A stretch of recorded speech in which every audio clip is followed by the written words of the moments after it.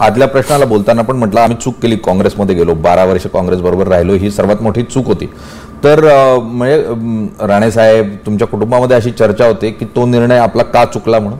ह्याच्यापेक्षा फसवलं गेलं, चुकण्यापेक्षा फसवलं गेलं. आम्हा लोकांना ज्या राणे साहेब एक माजी मुख्यमंत्री म्हणून काही गोष्टीची चर्चा करून जेव्हा त्यांनी काँग्रेसमध्ये गेलेले, खरं म्हटलं तर आमच्यासाठी शिवसेना सोडणं हाच मोठा विषय होता.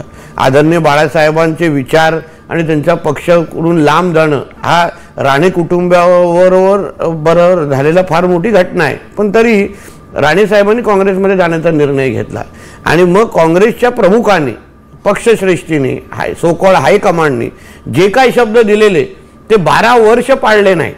शेवटी तुम्ही एखाद्या माजी मुख्यमंत्रीला घेता, प्रवेश देता, त्यांना काही शब्द देता, अपेक्षित आहे की तुम्ही ते शब्द पाळावेत. कारण तुम्ही एक एवढा जुना पक्ष तुम्हाला स्वतःला म्हणता, एवढे मोठे गुणगान काँग्रेसचे म्हणता, पण तुम्ही दिलेला शब्द अगर पाळत नसाल ना, आणि आम्ही काय काँग्रेससाठी ॲसेटच होतो, जे काय प्रत्येक दिलेला कार्यक्रम आम्ही पूर्ण केला, सगळ्या ताकदीने आम्ही आमच्या निवडणुका लढवल्या. मला आठवतं निलेशजी, एक अशी परिस्थिती होती की सिंधुदुर्ग जिल्हा परिषद सोडून त्या काळात काँग्रेसची एक पण जिल्हा परिषद आली नाही 14 ते 19 काळामध्ये.